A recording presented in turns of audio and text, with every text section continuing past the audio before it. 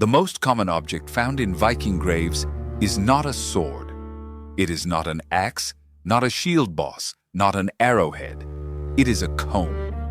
Bone or antler, fine-toothed, often stored in a decorated case with interlaced carving, carried in life, buried in death. More combs survive in the archaeological record of the Norse world than weapons of any kind. That single fact should unsettle everything you think you know about the people we call Vikings.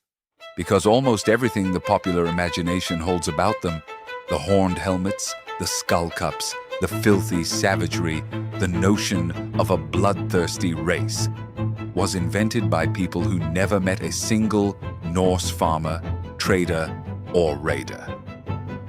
The real history is stranger, more specific, and more human than the myth.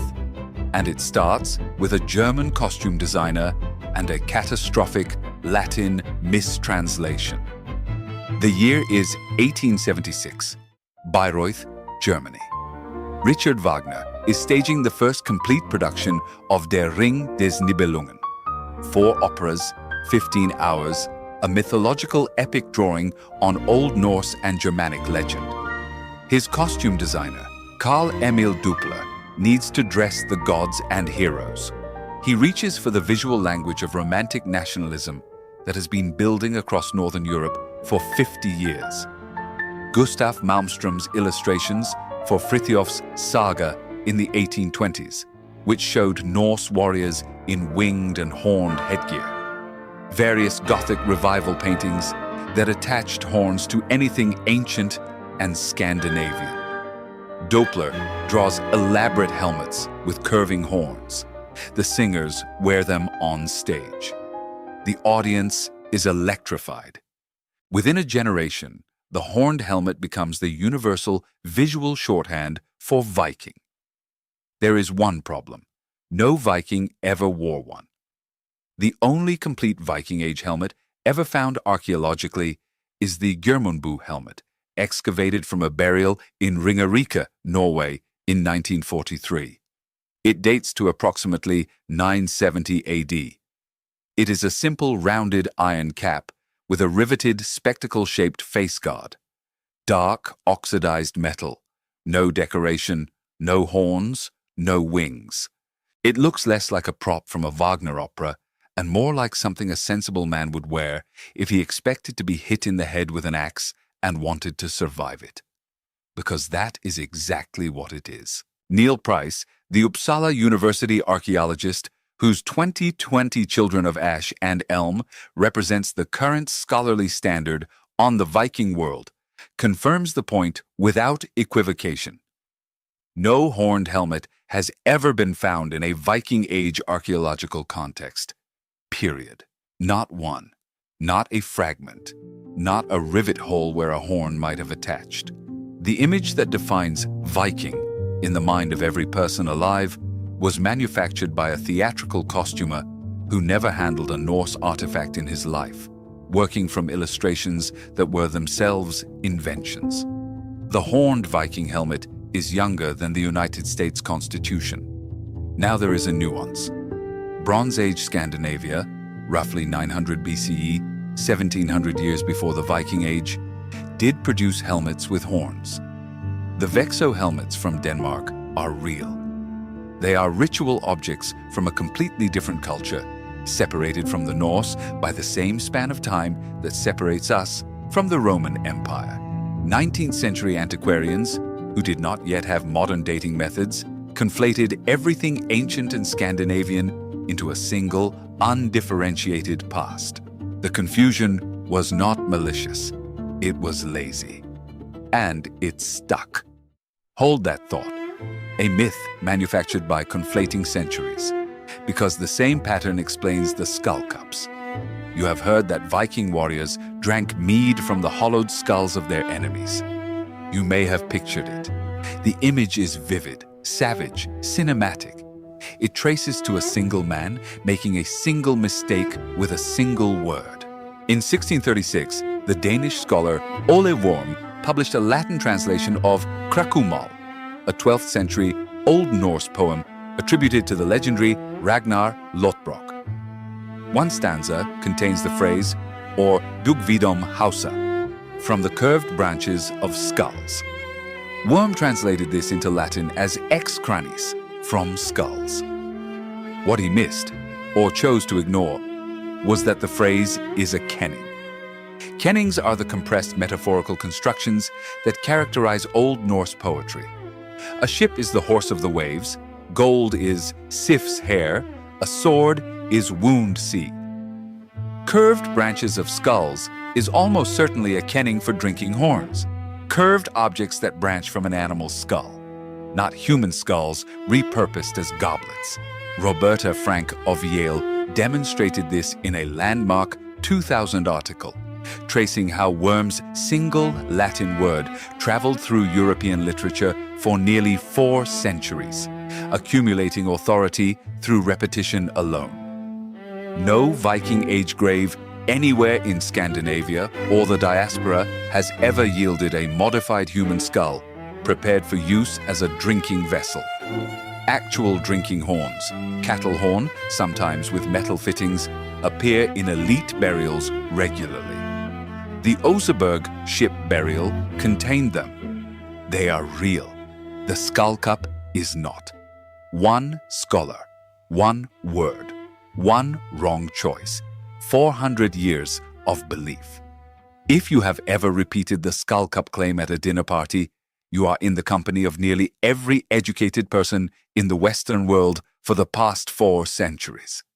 The error is that old and that thoroughly embedded. But now you know its exact birth. A specific man, a specific year, a specific failure to read poetry as poetry. Let me take you somewhere else now. The Volga River, 921 AD. Winter is ending. A diplomatic mission from the Abbasid Caliph al-Muqtadir, led by Ahmad ibn Fadlan, has traveled north through the Khaza lands toward the Volga Bulgars. Along the river, they encounter Rus traders, Norse merchants operating the vast trade network that runs from Scandinavia through the Russian river systems to the Caspian Sea and beyond. Ibn Fadlan is fascinated and appalled. He writes everything down. His Risala is the most detailed first-hand account of Norse daily life that survives from any external observer, and it demolishes the filthy barbarian myth while simultaneously explaining how that myth persists. Listen to what he actually wrote. He calls them the filthiest of God's creatures, because they share communal washwater, passing a basin from one person to the next, blowing their noses into it, spitting into it. For Ibn Fadlan, a Muslim accustomed to running water and ritual purity, this is revolting. The water is contaminated the moment the second person uses it. But in the same account, the same document, the same morning, he observes that every day they wash their faces and hands and hair. A servant brings the basin. They comb their hair in the water every morning. Daily washing and daily combing were habitual enough to be unremarkable to the Rus themselves, and remarkable to an outsider only in their method, not their frequency. This is the key the popular myth misses entirely. Ibn Fadlan was not complaining that the Norse did not wash. He was complaining that they washed wrong, by his standards of ritual purity. The disgust was about communality and method, not about absence of hygiene. Strip away his cultural lens, and what he documents is a people who groomed themselves daily with consistent practice. The archaeology confirms it. Combs outnumber swords in Norse graves, the single most common personal item across the entire Viking world, from Norway to Iceland to the Danelaw settlements in England. Decorated comb cases suggest these were valued possessions, not disposable tools. The Old Norse word for Saturday, logardaga, means literally washing day or bathing day.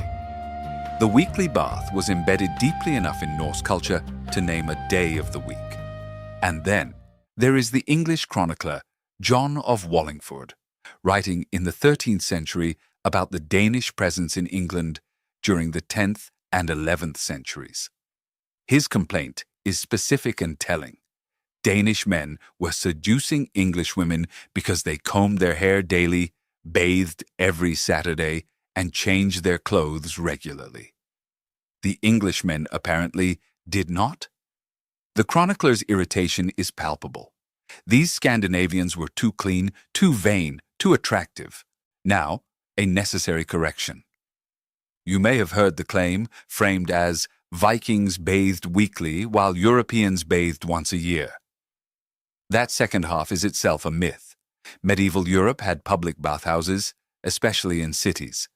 Catherine Aschenberg's research on the history of cleanliness demonstrates that bathing frequency varied enormously by region, class, and period across medieval Europe.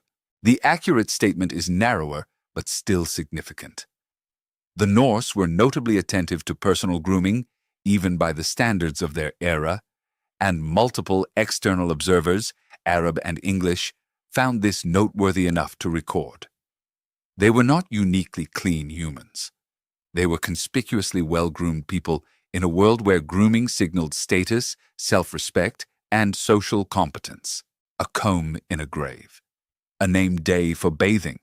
An Arab diplomat documenting daily hair washing with professional precision. These are not the details of savages, which brings us to the largest myth of all, the one embedded in the very word we use. The Vikings. As though they were a people, a nation, a race charging uniformly out of the frozen north with axes raised.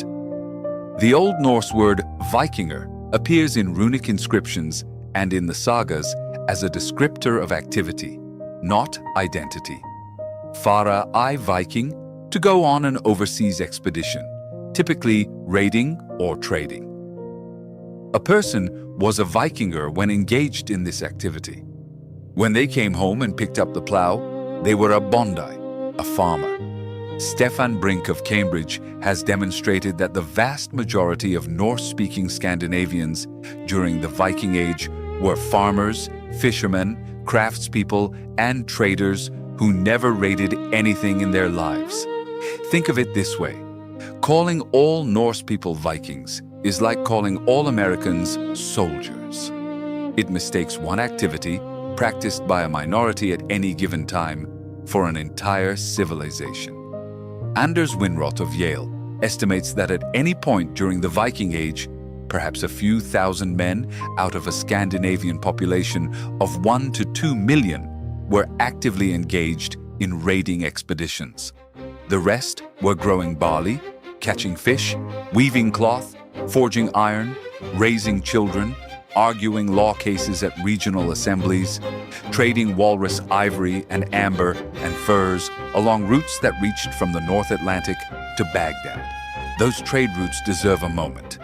Over 80,000 Arabic silver dirhams, coins struck in the Abbasid Caliphate, datable by the caliph's name inscribed on them, have been found in Scandinavian soil. 80,000 in Sweden alone. These coins document sustained commercial relationships between Norse traders and the Islamic world, spanning roughly 780 to 1000 AD. They traveled up the Volga through the Caspian trade networks, carried by the same Rus traders Ibn Fadlan encountered on that river in 921. There are more Arabic coins in Swedish soil than Viking swords. The Norse were traders first, raiders second, and the archaeological record makes this unarguable. At Jorvik, Viking Age York, the excavations reveal not a war camp, but a thriving manufacturing center. Leather workers, bone carvers, jewelers, textile producers, coopers, an urban economy. At Kaupang in Norway, at Birka in Sweden, at Hedeby in Denmark. The same pattern. Farm tools, textile equipment, trade goods dominating the material culture. Weapons are present, but not predominant. The Danelaw in England, Norse Normandy, Iceland, the Faroes, Dublin, Kyiv. These were colonization and mercantile enterprises. Violence attended their establishment. No honest account pretends otherwise. But their lasting character was settlement, agriculture, commerce, law. The Thing assemblies, where free men gathered under open sky to argue cases, recite law from memory, resolve disputes. Thingvellir in Iceland, where the Alþingi met from 930 AD in a landscape of split rock and cold water. No building, no throne, just the law speaker's voice carrying across volcanic stone. Farmers who sometimes raided. Traders who reached Central Asia. Lawmakers who built a parliament that still meets. That is the civilization the word Viking flattens into a single bloody syllable. There is one more myth I want to address, not because it is the most famous, but because its correction reveals something important about how Norse society actually worked. The myth.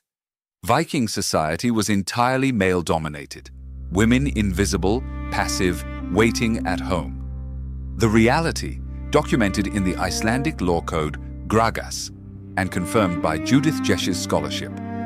Norse women could own property, could inherit under certain circumstances, could initiate divorce and reclaim their dowry. The legal grounds for a woman to divorce her husband included, and this is a specific provision in the law, the husband wearing feminine clothing, also physical abuse, also failure to provide economically.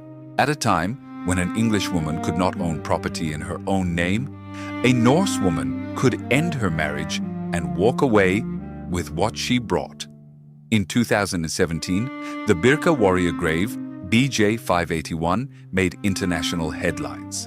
The burial, excavated in the 19th century, always assumed male because of its weapon assemblage and gaming pieces suggesting tactical knowledge, was confirmed through DNA analysis to contain a biologically female individual. The paper, published in the American Journal of Physical Anthropology, reopened a debate that remains unresolved. Was this person a warrior in life? Or does burial with weapons reflect status, symbolic honor, family prestige, something else entirely? Charlotte Hedenstierna Jonsson and Neil Price argue for warrior identity based on the full grave context. Others urge caution. The field is genuinely divided. What is not debated is the DNA result. The individual was female. The weapons were real. The assumption held for over a century was wrong. This does not mean half of Viking warriors were women. One confirmed case does not establish prevalence. The sagas mention shield maidens, but sagas are literary texts written centuries later by Christian authors. They tell us what was imaginable to 13th century Icelanders, not necessarily what was common in the 9th century. The honest position: female warriors were possible, likely exceptional, and cannot be ruled out by the evidence we have. That is less dramatic than the headlines. It is also more interesting because it suggests a society whose boundaries were more flexible than its reputation allows. If you have visited any Norse site, Jorvik, the Oseberg ship in Oslo, Dublin's Viking quarter, Thingvellir, Lance aux Meadows, tell us what it felt like. What surprised you? What contradicted the image you carried in? Let me give you one final correction, smaller than the others, but in some ways more revealing. The Berserker. The mushroom-crazed super warrior, invulnerable to pain and fire, foaming at the mouth after consuming Amanita muscaria. This theory was first proposed by a Swedish priest named Samuel Ottman in 1784. Not 884. 1784. The same decade as the American Revolution. No saga, no poem, no contemporary source of any kind mentions mushroom consumption in connection with berserker behavior. Not one line. The hypothesis has survived for 2.5 centuries on pure repetition, like the skull cups, like the horned helmets. Current scholarship, Price, Gardella, leans toward Berserkergang as a ritualized psychological state, possibly connected to Odin worship and animal spirit practices, a formalized social role for cult warriors rather than a pharmacological phenomenon. The pattern should be clear by now. The myths are younger than the civilization they misrepresent. The horned helmet, 1820s, 1870s, the skull cup, 1636, the mushroom berserker, 1784, each traceable to a specific person making a specific error or invention at a specific date. The real Norse world, documented by archaeology, by external observers like Ibn Fadlan, by their own runic inscriptions and law codes, was a civilization of farmers who sometimes raided, traders who reached Baghdad, lawmakers who built parliaments in volcanic landscapes, navigators who likely carried calcite crystals that could find the sun through overcast skies, and people who combed their hair every single morning and named a day of the week for their bath. Less Hollywood, more human, and in every particular, more interesting than the fiction that replaced it. Saturday, Logadaga, washing day. 1,000 years later, you still call it by the name they gave it, the people who were supposedly too savage to bathe. Every week, without knowing it, you speak a word that proves them clean.